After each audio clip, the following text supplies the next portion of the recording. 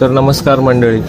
तर आत्ता आम्ही निघालो, बाप्पा जायच्या अगोदरच मी निघालो आमच्या परतीच्या प्रवासाला.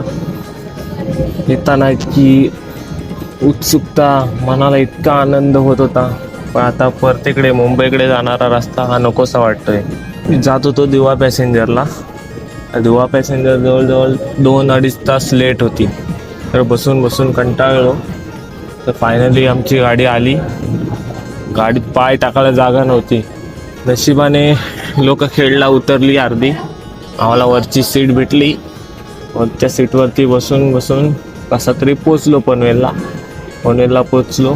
तिथून गाडी चेंज केली, मस्त सिवडला उतरलो. पण शरीराने मात्र इकडं पोचलो असलो तरी अजून पण मन गावालाच आहे.